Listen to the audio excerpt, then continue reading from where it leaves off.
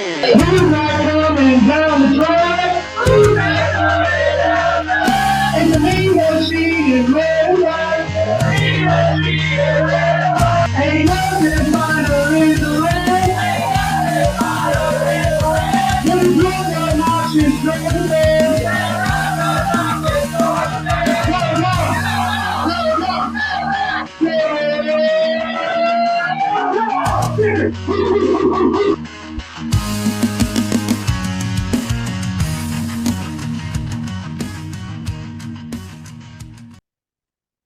What's up, y'all? This is John, Mike, and Kaleb back for another episode of the Nothing Finer podcast.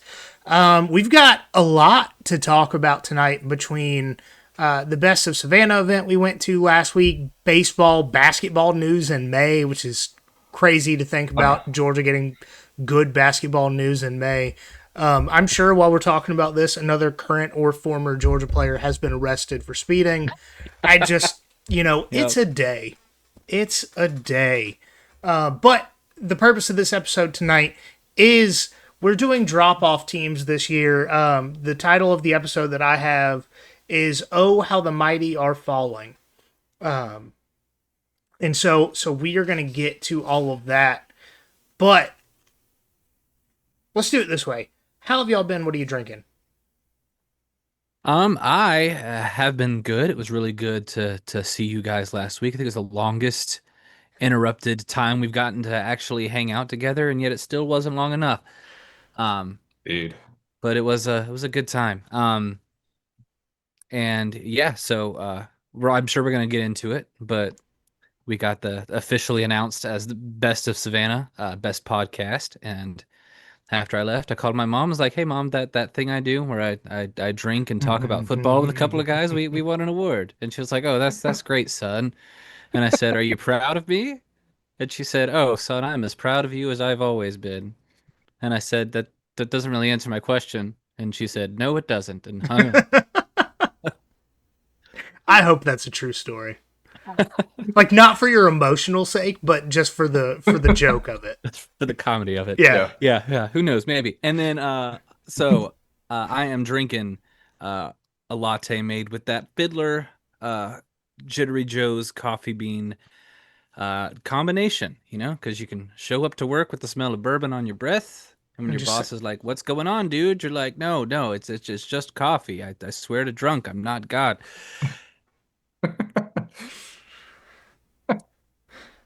Mike, how are you doing? I'm good. It's been a while since I've been on. A couple things. Finally graduated. I don't know. I feel like that's happened since I last been on. So I'm done with school. So don't ever let me convince myself to go back and do that again because it took away from the thing I love most, and that's paying attention to college football. So that's that. Outside of that, my wife and I went down to Gainesville for a Morgan Wallen concert, a week and a half ago.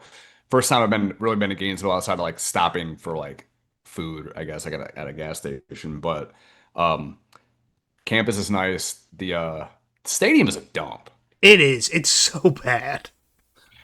Like, I'm not even just being a hater. Like, I think I sent y'all pictures and just stuff like that. Like, the upper deck where the pours were at, like where we were at, because I'm not paying $1,000 to see a concert, but No. like where we were at, I was with some Auburn fans and some Gator fans and all that stuff. We were all kind of intermingling and it was all good. But it's just like the paint's all nasty, it's all cracked. I mean, it's gross. Yeah. It's really, I mean, it's not even a good swamp. Like Shrek would be very disappointed.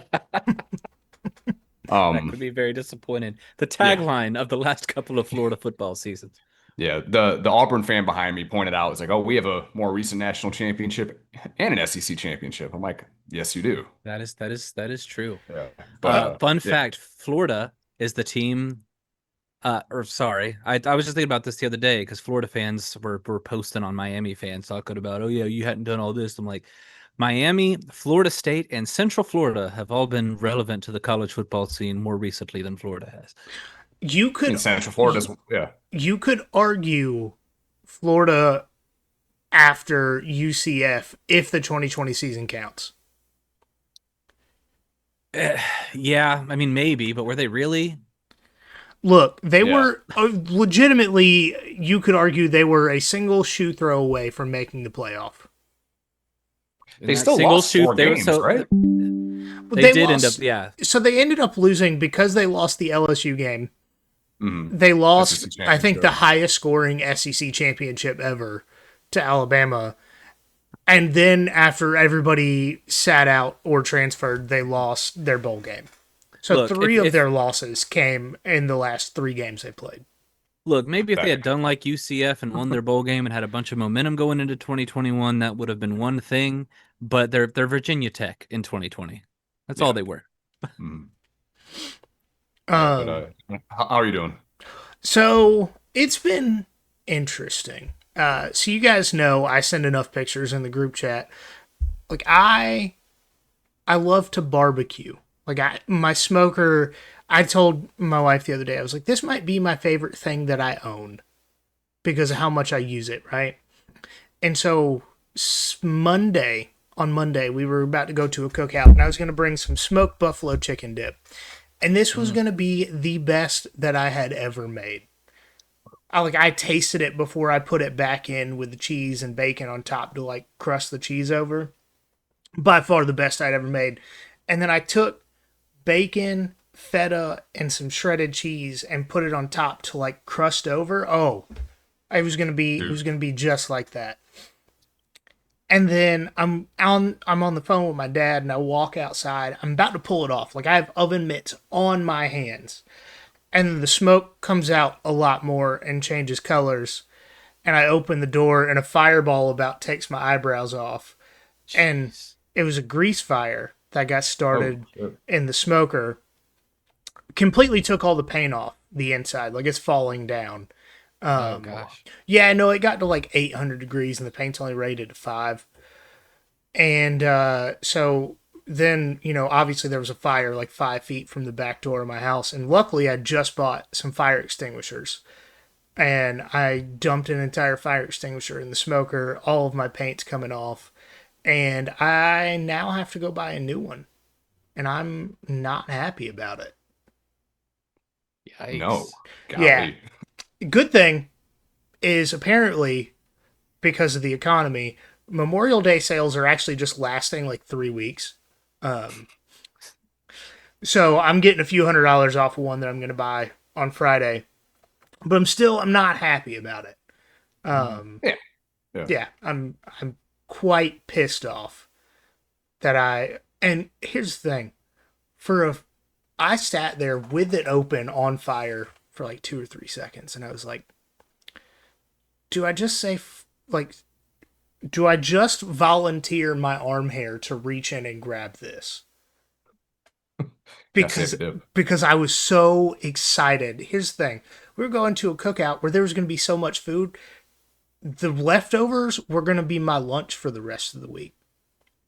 Like Sheesh. what I do with it is I put it in a tortilla, wrap it up, like heat it up on both sides to kind of seal it, and make like a buffalo chicken burrito. Yep. And then I looked down and saw that there were ashes on the dip, and the casserole dish that it was in was just completely black from how hot it got so quick. And I was like, yeah, Pain. yeah. I'm not that hurt. It was, like I said, probably my favorite thing that I own outside of, like, obviously, because you don't own people, right? Like, I like my Yeah, wife that's- more Right. than my smoker. Yeah, it's outlawed, I think. Yeah. You're And wrong. then I don't consider dogs possessions. That's just, I don't say I own my dog. Yeah. Yeah, it's weird to me. Because, It's your roommate.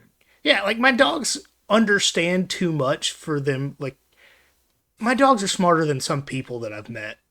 So, like, the intelligence line there, like, I don't like to say I own my dogs. It's because they're smarter than about 20% of the people in Chatham County. So I don't. Dad, your dogs are smarter than that. Just the stuff I've dealt with the last week. I was Oh my gonna God. say my experience just driving over there. Yeah. So yeah, I'm mad and now I have to go spend a few $100s on another smoker because the last thing I want to do is clean it out and cook something in there and then give people paint because they don't test the paint. It could be, there could be some lead-based paint mixed in with these, with the bark on the next thing that I cook, and I'm not about that. So I'm mad. But let's go ahead and just go through the list of news. Let's start with basketball, though, because we have a lot to get to with baseball. First question. Before a week ago, did you know the guy that started Prize Picks went to UGA? No. I had heard it, but it wasn't something like actively on the top of my mind. The man gave $10 million, the largest single donation to the basketball program ever. Mm-hmm. Did they earmark that for NIL, or is that just in general? I can't remember. The articles I read specifically said NIL. Hell yeah.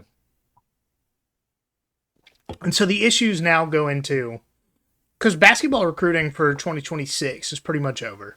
Or I guess 2026, 27 is pretty much over. Transfer portal's closed. So are they just going to go in with a few $1 million a year and try and get big names and try and get like a few year run? Or are they just going to blow their load on 27, 28 and say, we're winning a title? Yeah. Here's the thing that I think should be learned from what has happened with football in a lot of cases. If you blow it one time and it works, you're going to get more donations in and you'll be able to keep building. Yeah. That's fair. That is fair. I say empty the cannon right away. But I don't know if that worked with like BYU in basketball, because they did that this past season with the AJ, whatever his name is, the guy that's going to go number 1 overall. Well, yeah. And they got eliminated in the like round of 32 or whatever. So I yeah, well, don't know. that's the thing. Yeah, like if it doesn't work, then you're out $10 million. If Yeah. it does, But at the same time, you have to remember that in Athens, things that would get you kicked out of BYU are probably not just not frowned upon, but encouraged. yeah. Keep Gets that you in on the mind Mount for Rush. later. Gets you on the Mount Rushmore of players of all time. Looking at you, Stetson Bennett. Yeah. Get the death penalty out in Utah. Well, I wasn't just talking about drinking. That's it. We know. Yeah. Yeah. You don't have to participate in activities that are water gun toys in Athens. Yeah. Yeah. Mm. All right, let's get to baseball, because Georgia won not just the regular season SEC title, but they won the regular season and SEC tournament titles. First time in school history that's happened. They've won multiple College World Series, but not an SEC tournament title. It's huge and it's more emphatic, and I feel like this is getting swept under the rug quite a bit. It shouldn't be. We should be shouting it from the rooftops. As Kirby Smart says, it's harder to win the SEC than it is to win the national championships. If you don't believe me, just look at the history with Georgia. Well, I wasn't Beat me even to it. talking about this. I'm talking about it's getting swept under the rug that Georgia run ruled Arkansas in the SEC championship game. Yeah. Arkansas, who need I remind you, has been a force the last few years in college baseball. They've made multiple trips to Omaha over the last decade, and they got run ruled. And on the way there, before that, they made a huge comeback against the Florida team that was the only team to beat them in a series this year. Yeah. That And rain also delay. Mississippi State was there. Yeah.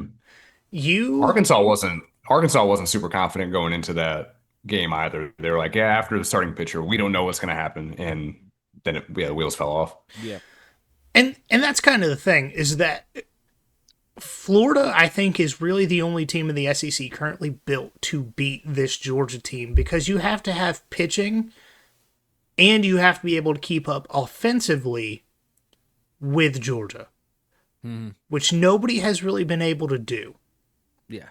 And if you have a reliever come in and throw 4 bad pitches, you're probably down 4 runs. Yeah. Yeah. Not only that, Danielle Jackson, baseball Danielle Jackson, throwing it back to a couple years ago, baseball Danielle Jackson won SEC Player of the Year. Wes Johnson won Coach of the Year. Danielle Jackson is only the third player in the SEC, as far as I know, in the history of the SEC, to win the Triple Crown, along with the most recent guy, somebody that, if you pay attention to Major League Baseball, you've heard of, Brent Rooker, one of the best hitters in all of Major League Baseball right now. Mm-hmm. He's the last SEC player to win the Triple Crown. So, Danielle Jackson is more than likely going to be the first catcher drafted this year, considering he's an elite defensive catcher and also just punishes baseballs for existing. Just so you know, while we're on this, you know how Georgia basketball capitalizes? I promise this is related. On that $10 million, there is a high school basketball player right now by the name of Danielle Jackson Jr. in Washington. No kidding. Wait. Give that man all $10 million, because every time we have a Danielle Jackson... Well, if Georgia baseball, I will say, makes like the semifinals in Omaha. Yeah, that's really all I'm asking for. Then you give Danielle Jackson, basketball player out of Washington, a couple $1 million to come to Athens. Yeah, it's got to be done. Can we get a Danielle Jackson in like women's basketball too? Danielle Jackson. Yeah. Danielle Jackson. We need to find one. Yes. But yeah, I'm just sending a DM to Mike White real quick. Yeah.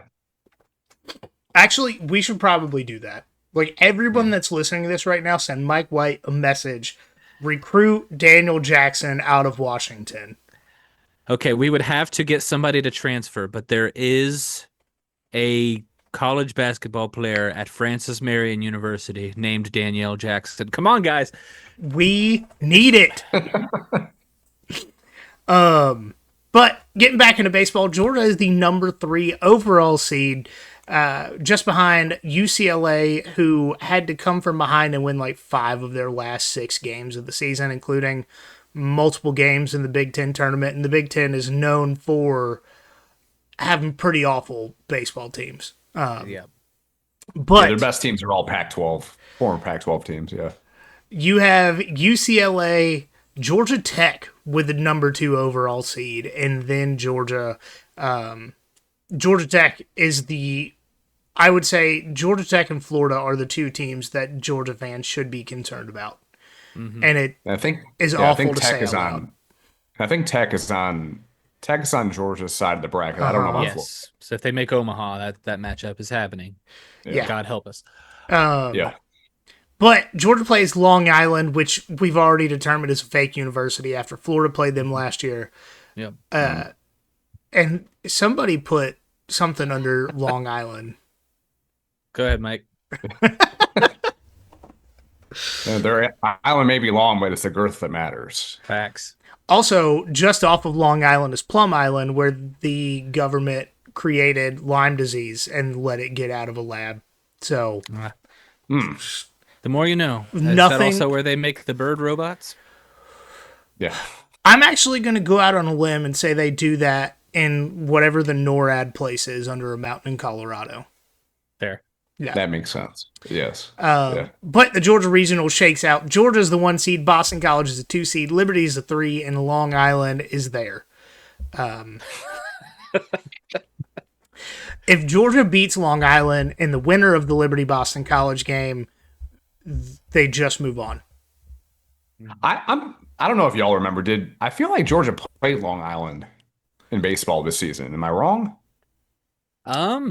Good question. I will fact check that for you. But maybe it's Queens. I don't know. Either way, one of those. They have 1 million universities within like 10 square miles. It's fine. Yeah. Georgia will most likely host Mississippi State in Athens if Georgia advances through the regional. They're hosting if they win, no matter who it is, being the number 3 seed. It was Queens, by the way. Oh, okay. So are we ready to go out on the limb and say that Wes Johnson is the best coach in the history of Georgia baseball? I'm not super versed in all the coaching history of baseball, but we do have a national title. Yeah, so Yeah, but maybe he needs to win that before we. But Yeah. but the turnaround has been I was about to say, phenomenal. you go from, and I don't even remember who the last coach's name is off the top of my head right now because none of this is in the notes. But we go from not making a regional the year before Wes Johnson shows up to hosting 3 straight, making a super regional in the first year, having Charlie Condon break multiple records, the SEC record for home runs, the Georgia record for home runs. As a team, they led the country in home runs last season. And then this year you have only the 3rd ever SEC Triple Crown winner, who is also the only catcher to ever hit 25 home runs and get 25 steals within the same season. And you're the number 3 seed in the entire tournament. Yeah, I think so. There- So the one time Georgia has won the College World Series was in 1990, which is what I thought, but I wanted to fact check. Coached by Steve Weber, and even though they ended up winning in Omaha, they kind of barely got there. Sort of by the skin of their teeth. They didn't win the SEC in either form, and just kind of got hot at the right time, which is it's not something I'm going to knock, but I think Wes Johnson winning this thing would absolutely cement him as the best of all time, considering all of the success that we've had. And the turnaround too. I mean, Scott Strickland before that, in 10 seasons, he was just above 500. So, and I think Wes Johnson has like a 80% winning percentage or something like that. Yeah, it's pretty incredible. And the first 2 years of Wes Johnson, they didn't really have facilities. He was recruiting off of, hey guys, I've coached in the pros. I've coached multiple College World Series winning teams. Come be a part of this. And kids were just like, you know what? I think you're right. You were Paul Skeen's pitching coach. Maybe you do know something. Paul Skeens has gone to bat for him a few times, so that's definitely helped. And they talked about it during the broadcast of, I think, the Florida and Arkansas games over the weekend, that Paul Skeens has fielded phone calls from multiple Georgia transfers and recruits to go to bat for Wes Johnson and just be like, yeah, like, go to Georgia. And this is coming from an LSU guy. And with the state of the LSU program, I think he has a little bit more allegiance to Wes Johnson than he does the Bayou Bengals. Just a fun fact too, and when I was looking at the coaching history, Charlie Trippi was the head coach for, I guess, a season back in the 40s. The more you know. Yeah. What didn't that man do for the Right. University of Georgia? Because wasn't he the coach at the same time that he was playing? Probably. Yeah, like that's such a 1940s thing. Yeah. Yeah. Anyways, let's get into drop-off teams or how the mighty are falling. And number 1, off the top, coming in off the top rope, and a few of these are probably going to get some hate. But if you come at us with anything that disputes what we're saying, we are open to hearing it. I got the Texas Tech Red Raiders as my first team. Texas Tech lost 21 total players to the portal and 9 to the drafts. They lost 30 total players, bringing in 18 portal guys to replace those, including a very expensive quarterback in Brendan Sorsby that isn't playing unless a Texas Tech booster that happens to be the judge for his case allows the injunction to go through. And I was told right before we got on here that the judge actually recused himself from the case, which is the right thing to do. Someone tell the judge in Oxford, Mississippi that. But I'll be honest, I kind of wish he didn't recuse himself just for the national and federal ramifications that would have had on how these things are adjudicated moving forward. Because if judges with ties to the schools kept interfering with obvious bias in these cases, I think especially love him or hate him, Donald Trump likes college sports. Yeah. With Donald Trump as president, I could see him just creating an entirely separate court for like athletic cases. Whether it be pro, college, doesn't matter. Like, here's another court system. If you have a problem, that's where you're going. And just fill it with pretentious judges that call it like handball instead of football because sports ball. Yeah. Yeah. Yeah, like fill it with those guys. Like, I don't care about the sport. I care about the legality of it. But to be completely honest, the judge did the right thing. I'm very happy that he did. But I think the big picture would have been clearer if he had not. If that makes sense. Well, it would have been, but it also would have taken a year or two to actually get that, and it would have been messy until then. And that's fine, dude. Brendan Sorsby would have got his thumb smashed by pliers at that point from not, like, he would, you give that kid a few $1 million and say, hey, don't gamble. Bro, he's underground Korean ping pong games. He's betting 10 racks on the guy in white. I gotta say though, when we were down in Florida a couple weeks ago, I won like $50 on some table tennis. Nice. Live betting at like 10 a.m. So maybe I'm not quite Brendan Sorsby, but I'm trying to be. So getting back into the football side of it, the biggest impacts leaving Jacob Rodriguez, Cole Wisniewski. I don't do Polish names. Pretty sure that's right because I work with a couple Wisniewskis. David Bailey and Romello Height. The total tackles that Texas Tech is losing just to the NFL is 350, which is 38.6% of their total tackles from last season. Obviously, Jacob Rodriguez led that group. He had 128 total tackles last year. But if you add portal lost tackles to the NFL lost tackles, it's 40.9% of their total defensive stops last season are no longer on the team. And then when it comes to the offensive side of the ball, it's a complete rebuild this year. We saw what an elite defense could do to that offense, so I think that's still a huge question mark. Not only did they lose Baron Morton to the NFL, they lost 6 wide receivers to the portal and 2 to the draft. A total of 40.7% of the receiving yards from last season gone on top of the 40.9% of their total tackles from last season. And on top of all that, the cherry on top, the presumptive starter at this moment is Will Hammond at quarterback. Will Hammond has not taken a competitive rep of football since he tore his ACL on September 12th. The expected return date to football activities is August 21st, if everything goes right. So they're probably starting a guy that is going to have a week of practice after almost a year off of football to hopefully back up their stupid, expensive football roster and making the college football playoff last year. I don't see in any world in which Texas Tech is as good, and I think there's a decent chance that 8-4 is probably the best they can do, unless Brendan Sorsby is able to play, and then I still think 9-2 or 9-3, 10-2 is probably it because I don't have confidence in him at all. So Texas Tech starts with whoever ACU is. I have no idea who that is. Abilene Christian. Mm-hmm. All right. It's definitely not the former Army camouflage pattern called ACU.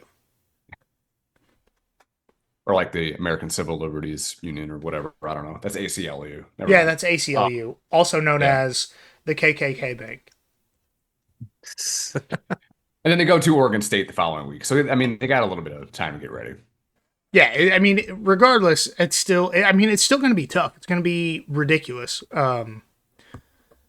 And just the quarterback situation by itself, to me, makes me think they're going to lose a few games this year.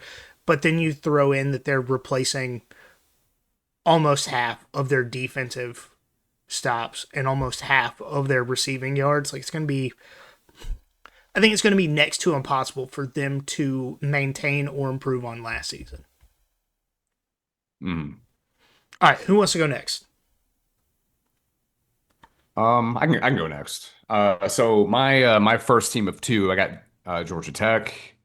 Obviously, their biggest losses for Tech going into this season include Aaron Philo and Mark-ass Buster Faulkner to Florida. Just love saying Mark-ass Buster, trick-ass. Anyway, um, but lost them to Florida. Isaiah Canyon, obviously, to Georgia is going to be a big loss for them. Um, Finally getting out of that offense and seeing what he can do in Athens. And then one of the least experienced teams on offense in the country with the brand new OC is probably going to be tough for Tech. They do have a decent amount returning on defense. Not going to get into all the numbers with that. Quarterback wise, they brought in Alberto Mendoza. One of the guys that people that weren't really paying attention to Indiana thought, like in all the blowout wins that they had, that they just kept Fernando in there. No, that was his brother. He got some mop up time. I will Uh, say I really hope the announcer at historic Mark Richt Field, um, anytime he announces the starting lineup, says his name like Alberto. You get it. I was Also, hoping to see how long you can hold that. We don't have time um, for all my shenanigans tonight. And then Tech's one of those ACC teams that lucked out. If y'all remember, a couple months ago when they announced that some of the teams were having an 8-game conference schedule, some were having a 9-game schedule. Tech got 8 games because primarily, I assume, because they have Georgia at the end of the year. But schedule-wise, they play at home against Colorado, home against Tennessee, home against Mercer, and then for what it's worth, as much of a gauntlet as you can have in the ACC, they kind of have it. They go to Stanford. That's already a 10:30 game. They already announced that. Um, 10:30 p.m. that's Eastern. yeah, yeah, Oof. yeah, yeah. Oof. All right. Um, uh, at home against Duke, at Virginia Tech, which is that's gonna be really tough. Boston College, at Pitt, Louisville, at Clemson, Wake Forest, and then they finish at Georgia. So I think for Tech, again, not trying to be a hater, but I kind of am. I do think 4 wins is probably the ceiling for this team, just kind of based off of everything they lost and just kind of the unknowns that they have, and just kind of the way the schedule shakes out for them. So I do have two They're eight thoughts. wins last. They're 8 wins last year. Four wins this year. I'm thinking. I do have two thoughts. Are Colorado and Tennessee tough games this year? Tennessee still I don't doesn't think have a quarterback, and Colorado is. I think they might be looking for money to move on from Dion at the end of the year. Yeah, Colorado. I mean, because Tech beat Colorado in Boulder last year. I'm sure that's. Mm. I mean, that's probably not a tough one. Tennessee, who knows? I don't know. And I don't know. then my second thought: Virginia Tech plays at Lane Stadium, right? Hmm. Yes. What are the chances that James Franklin, and because he's one of the most tone deaf people involved in college football, what are the chances that he tries to steal some thunder and puts a train in the stadium and says, "Get on the Lane train"? They're higher than 0. That's it. Let's think about Wayne Stadium. Those are my two. Instead of them walking across the quad to the field, he gets one of those mall electric trains, and it's just however many cars long because only one adult fits in each of those, right? So Yeah. could you imagine one person holding the American flag out and another person holding out the lunchbox of a Enter train? Sandman blaring. Yeah. And it's Somebody, choo somebody get on, choo. somebody get on Sora or something and animate that. Goodness. Yeah, those are my two thoughts. Yeah. Okay. All right. So my first drop off team feels kind of like a low blow, but I'm doing it anyway. It's gonna be Tulane. And I hate doing it because they had their best season since leaving the SEC this past year. They made the college football playoff by beating the team that was supposed to be the sole group of 5 representative. Look how that turned out based on projections. And then they got pummeled by a team that didn't have a head coach, and I feel your pain there, Tulane. And then they lost their own head coach, so he could go be Florida's third choice. Then Jake Retzlaff went from BYU to Jew Lane to Jew LinkedIn because no NFL team wanted him. Probably for the same reason BYU didn't want him because he's a dirty, rotten sinner. I don't think that's why no NFL team took him. Because just today we learned another NFL player is still on a team after beating his wife. Yeah, that's fair. Fair Wait, enough. who was that? Josh Jacobs. Shut up. I don't want to hear Oh. it. I don't want to hear it. I don't want to hear it. Look, all I gotta say is when I wrote the joke, I wasn't planning on it to get overthought. You should know if you say it on these airwaves, it's getting overthought. Yeah. If it's not you, somebody's gonna comment it, I'm sure. But the guy coming in behind Retzlaff he's certainly a guy who plays quarterback. So, maybe it feels like low-hanging fruit to say that the playoff team who's losing most of their staff and roster is probably not going to make the playoff again, but it's a show about teams that are going to drop off. What more do you want from me? Like, I genuinely think Tulane is going to have a rough time getting to bowl eligibility, and it's no disrespect to any of the players and staff coming in, but not even intentionally, because it's not like Florida poached everybody from their roster, but they just kind of got wrecked. Yeah, and that's the problem with Tulane is it happens to them every year. They have to almost do like a 50% rebuild every season. Yeah, because the guys who were really good are going to say, well, now I want to prove I'm really good at a higher level. Right. Did Darian Mensah play for Tulane? Am I crazy? He played for some team like that. Let me Google it. He did play for Tulane. He did. So, No kidding. Okay. yeah, he's on his third school in 3 years. Just normal college quarterback stuff now. I mean, that's what Miami loves, a good sloppy second.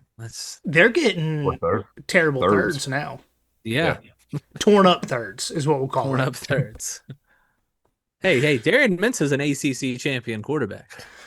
People forget. Something that they haven't had. Yeah, something that Miami hasn't had. Ever. Miami has not done. Yeah. Okay. While we're talking about quarterbacks, Vanderbilt. Yeah. Man. Vanderbilt's my next team. And I'll be honest with y'all. My entire reason that Vanderbilt's going to drop off is two-part, mostly the first. Diego Pavia's gone.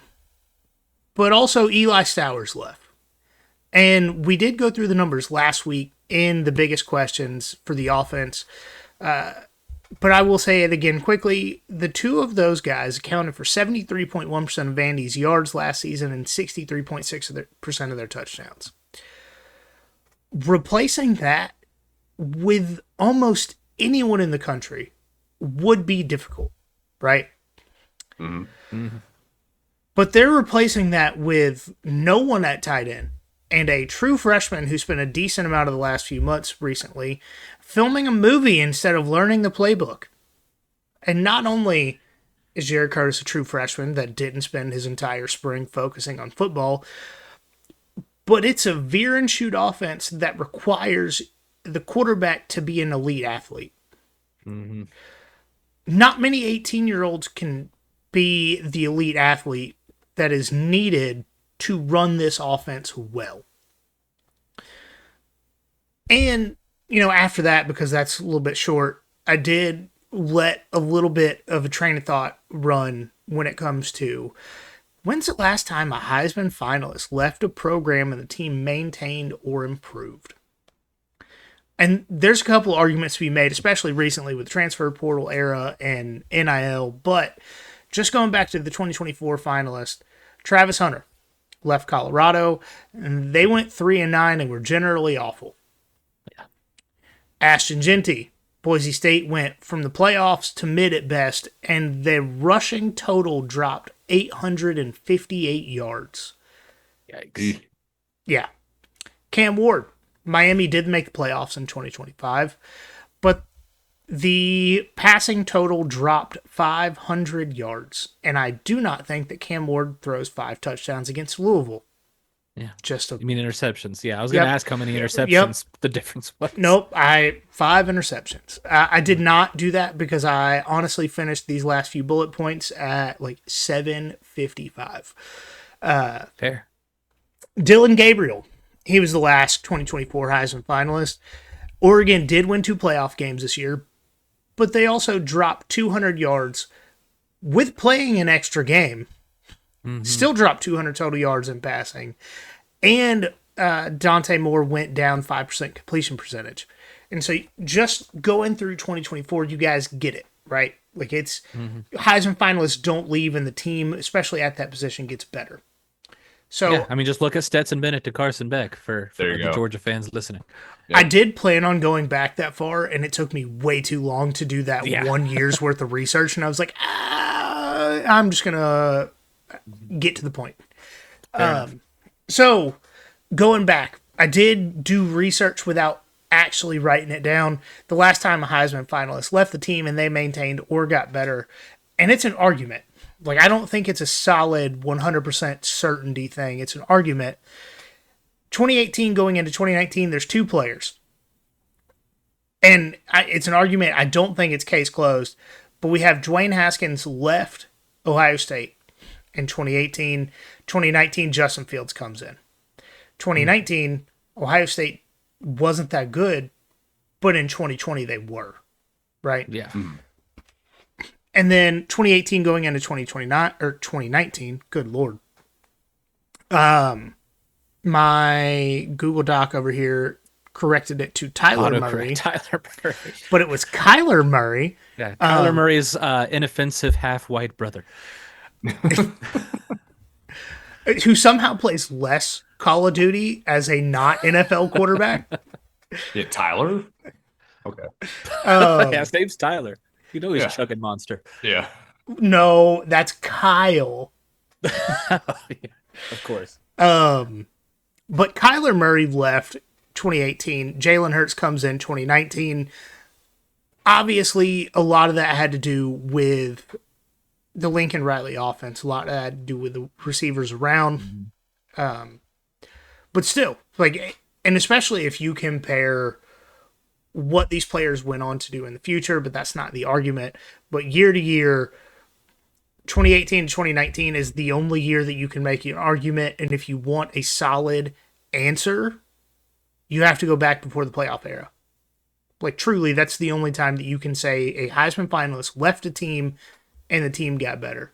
Because you go back and you're like, did Derrick Henry leaving in 2015 make Alabama any better in 2016? Absolutely not. Like, you go through all these things, and then you have like the Stanford running back in 2017, Bryce Love. Does that sound right? Yeah. That does sound right. Does Stanford do anything in 2018? Or since. Yeah. Like, no one gets better when a Heisman finalist leaves. So Like Christian McCaffrey Heisman finalist? it's 2015. Oh, Because God. the argument was that long? Christian McCaffrey and Derrick Henry. Yeah. Oh, okay. Yeah. So Yeah. it's one of those things of it just doesn't happen, right? And Vanderbilt could be good everywhere else. I'm really high on their running back. I think they got better on the line of scrimmage. I think their defense will be a little bit better than it was last year.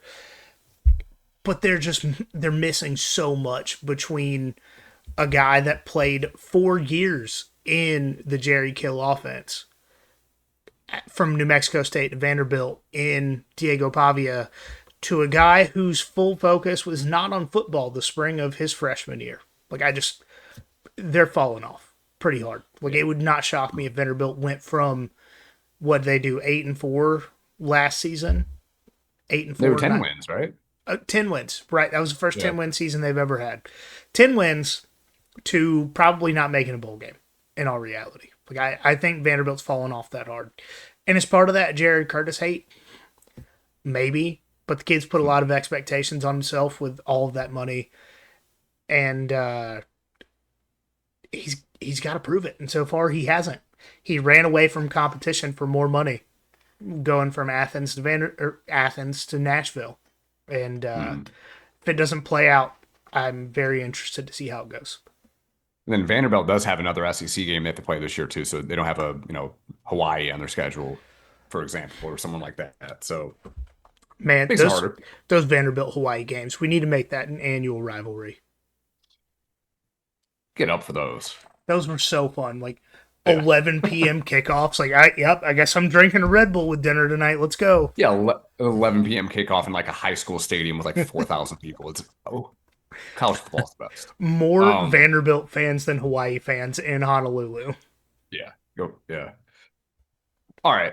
So kind of speaking of SEC a little bit here, or continuing, if you want to call them an SEC team. I know they are, but Are they? it's a whole argument. But so Missouri, so they do have a way tougher schedule than in years past. A couple years ago when they beat Ohio State in the Cotton Bowl argument, that's a very Mickey Mouse schedule, like very, very inflated 10-win team that they had there. But this coming year, they do have a gauntlet of a schedule, even out of conference to a certain extent as well. I don't have this in order, but they have to go to Georgia. They have Texas at home, Oklahoma at home. Have to go to Kansas, which I think the new stadium is ready, so they'll play. 25% of their schedule is a Big 10 or Big 12 schedule. It sure is. More than Texas A&M. Yep. Kind of a wild move that they have Florida as a homecoming game. That shows you how far Florida's fallen off. They do have A&M, and then they go at Ole Miss, at Mississippi State. So I mean that is a lot tougher than they had been having. Yeah. Ahmad Hardy, don't know what if he's going to play this year. If I had to bet, I probably will, but just because of the kind of guy he is, I feel like. But he was shot at that concert in Mississippi, about a month ago ish, maybe a little bit more than that. I've completely forgot that happened. Yeah, I did too. Wow. I know it still doesn't feel real. I don't know, but I remember that because I heard somebody said something about it today that I saw. Boy, who's ever running the simulation we're living in, can y'all take shootings out for a few days? Yeah, please patch that in, please. Like just mod no shots fired. Yeah. But I mean, they're going to be missing that Darren McFadden level of production. Maybe part of the season or the whole season, depending on how his recovery goes. They did add Austin Simmons at quarterback, but in reality, how much of an upgrade is that over Bo? Or quarterbacks they had last year? It'll be a little bit, because they were almost incapable of throwing a forward pass for most of the season. Austin Simmons can throw it forwards. Sometimes it's going to be to the other team. But it will go forward. The same words are about to come out of our mouth there at the same time. And they did bring Caden Lee to try to catch those forward passes from Austin Simmons as well. But again, what good does having Caden Lee do if you can't get him the ball? So we'll see about there. They lost a double-digit sack guy and NIL legend Damon Wilson to Miami. I don't know how they're going to replace that production on the edge, and then lost a boatload of offensive linemen to the portal. So kind of like Tech, I kind of think 4 wins is a very, very realistic possibility for them. I would be shocked if they go to a bowl game. The conversations we were having about drink a few years ago, when it came to the Georgia game that they almost won in 22. Mm-hmm. I think it's probably time to have those again if they don't make a bowl game. Yeah. Absolutely. He should have he should have took one of those jobs that came available last year, the year before, when the iron was hot. Mm-hmm. I will say, every year when NFL contracts get renewed, Georgia Post, our alumni have made the most money in the history of the NFL, blah, blah, blah. They should do that for guys that leave Georgia in the portal. Mm-hmm. Because every guy that started at Georgia that leaves gets multiple bags from whatever school he goes to. Yeah. Like, hey, are you hunting for money? Well, if you want it your sophomore year instead of your freshman year, and you want twice as much, come play here. Yeah. Mm-hmm. You might not get the bag here, but you'll get two bags next year. Yep. Yeah. All right, Caleb. All I think right. it's time to get to your hammer drop. Yeah, let's do that. Because the next team that is going to drop off is the Indiana Hoosiers. And look, I know that there is some guy listening to this in the Midwest who is taking a break from his date with his couch to come over here and type a bad review on this podcast episode because I've just said this, but it's true, and your tears sustain me. Losing Fernando Mendoza is a gigantic part of this. Obviously, you lose a guy like him who was an absolute dog and won them multiple games. But it's not just him. In terms of percentage of snaps played, Indiana is really, when you compare him to the rest of the country, not returning a whole lot of experience at all. And I know there are people who will tell me, well, the returning production numbers are such and such. I don't care. You've got the entirety of the offense gone. On top of the aforementioned Catholic Latino hunk, who I love, they lost 2,000-yard rushers and 4 of their top 5 receivers, which accounted for 2/3 of their receiving yards. So they're losing 2/3 of their receiving yards, a majority of their rushing yards, and the guy who was throwing the ball, along with multiple NFL offensive linemen. And as much as I love Josh Hoover for being a very good backup quarterback for me in the fantasy league last season, I'm very glad I started him instead of Gunner for a lot of the end of the season. I don't think he and the other guys coming in are going to be enough. And again, don't get me wrong. I think Curt Cignetti is a great coach. And it's not like they're bringing out a bunch of scrubs. So they'll probably contend in the Big Ten. But this season, and again, it's easy to say it's a drop-off because they won the national championship. I think their ceiling coming into this season is kind of where Alabama was this year. Maybe get a playoff win in a home game, but not really be able to hang with the actual contenders with better rosters. Mm. And I actually wouldn't be surprised if they didn't make the playoff at all, other than just looking at their schedule. It's a mixed bag. Their out of conference schedule, hypocritically for SIG, is a bunch of cupcakes. And they don't have the worst conference schedule in the world. They have to go to the Big House and they have to go to Washington, but they get Ohio State at home, and that's really it. They do host USC as well. That's right. They do have USC in November. Yeah. I always just kind of forget USC exists. Fair. And I feel like that's fair in the year of our Lord 2026. Mm-hmm. For people that forget that Lincoln Riley's head coach at USC, they say that USC is probably making the playoff this year. Yeah, and then the only problem with that is that Lincoln Riley is the head coach at USC. Yeah. But I will say I've talked to a few people about this idea that Indiana is just not going to be who they were.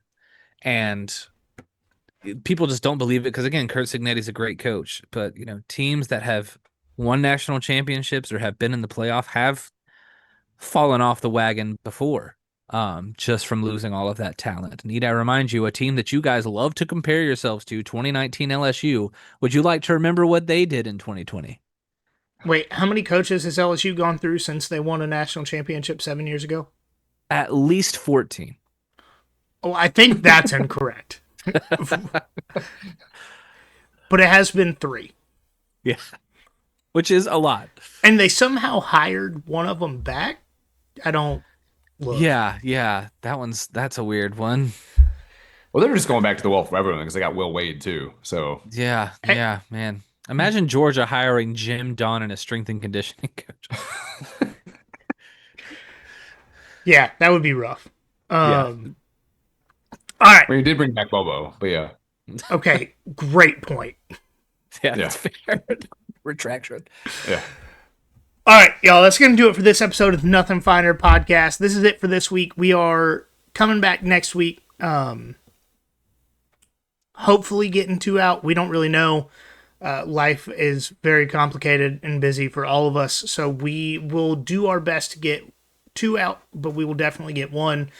We appreciate all the love and support you guys give us all the time. To keep up with everything we do, follow us on social media at Nothing Not Finer Up Pod on Instagram, at FinerPod on Twitter, Facebook, YouTube, TikTok. Just look us up and you can find us there. Hopefully we can convince Kaleb to get a few clips out from this episode. I will. Don't worry. And as always, remember, y'all, there's nothing finer in the land Than a drunk, obnoxious Georgia fan. Oh, Mom, wow. are you proud of me yet?